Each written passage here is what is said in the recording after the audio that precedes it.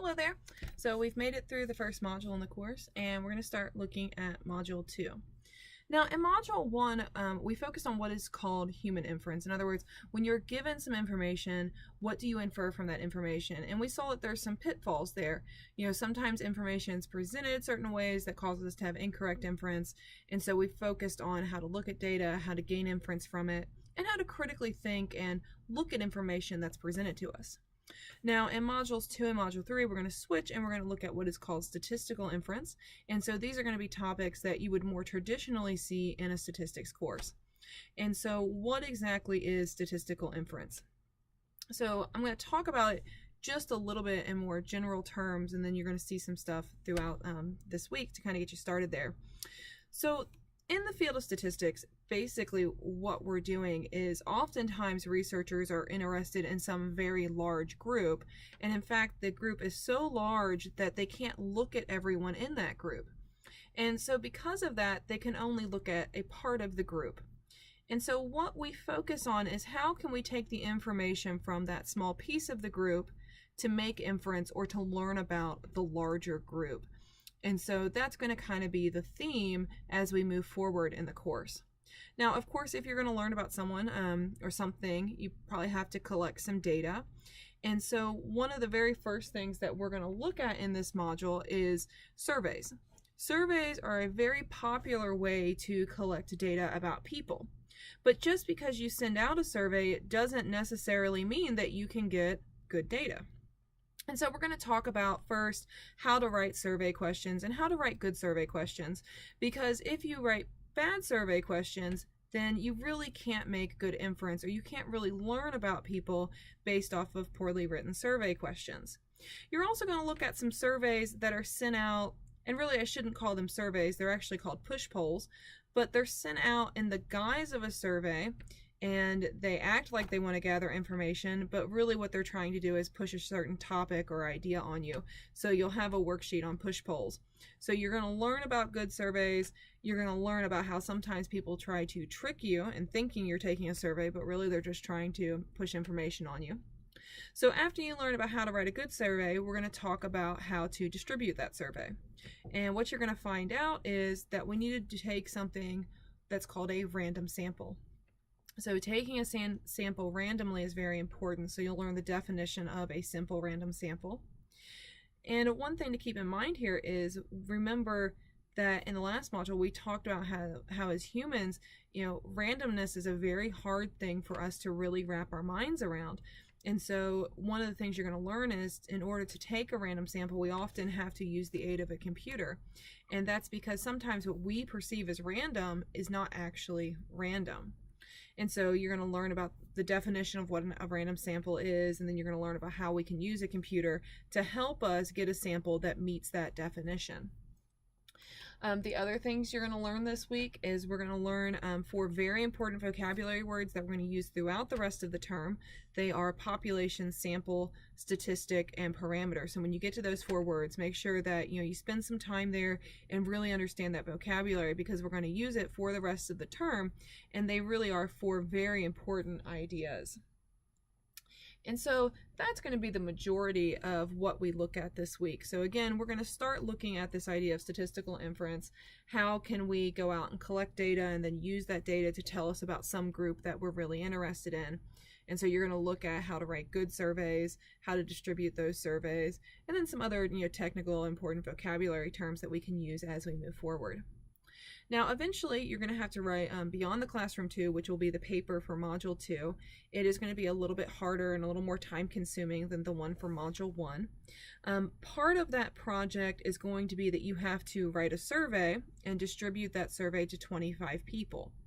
Well, I thought since this week we're learning how to write good survey questions, it would be a good opportunity for you to go ahead and write those surveys and get that portion of the assignment done with. So underneath the link for this video, I'm going to have a link where you can follow to find a file.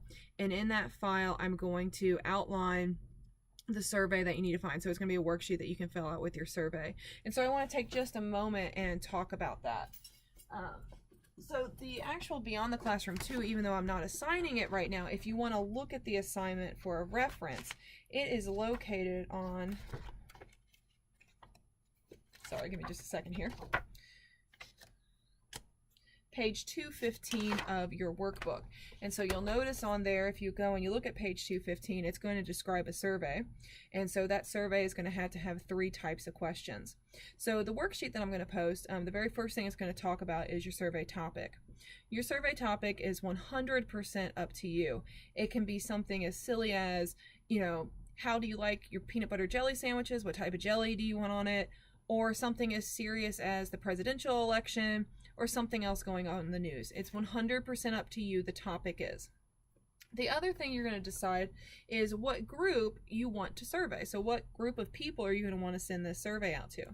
Now eventually you're going to have to distribute this survey to 25 people.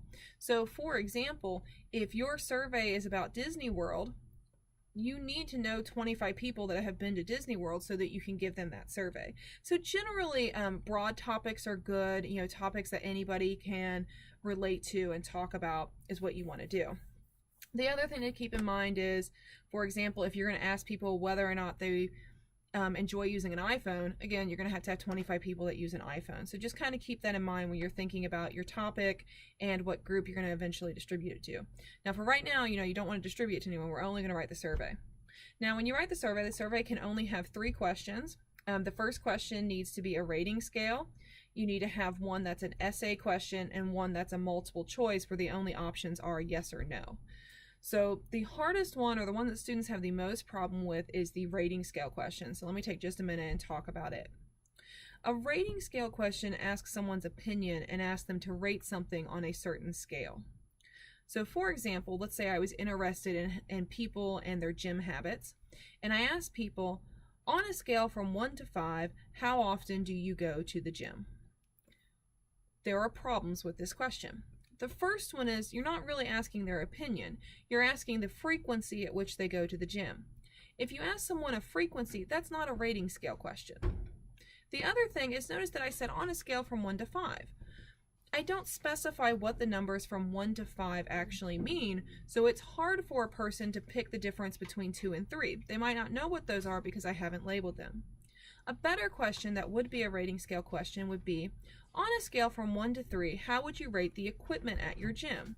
1 is poor, 2 is okay, and 3 is good. So notice here, I'm actually asking about their opinion, I'm asking them to rate that opinion, and then I'm labeling what each of those numbers mean. So you're going to want to make sure you do that when you write your rating scale question. An essay question, that's just an open-ended question where they can reply any answer, so you're not guiding them to the answer. So with the gym example, it could be, what is your favorite thing about going to the gym? And then finally, the multiple choice question is a yes or no question. And so maybe that question could be, when you go to the gym, do you do weight training, yes or no? So those would be some examples there. Again, the topic's 100% up to you. Do keep in mind when I talk about, you know, the people that you're interested in, you do need to know at least 25 people in that category. But other than that, that's how the survey goes. Now, if you fill out that worksheet and you email it to me by Friday, I'm going to do a couple things. One, I'm going to give you 3 bonus points on exam 2. The other thing is I'm going to go ahead and look through that survey. If there are no problems with the survey, I'm going to tell you this looks great, you don't need to change anything.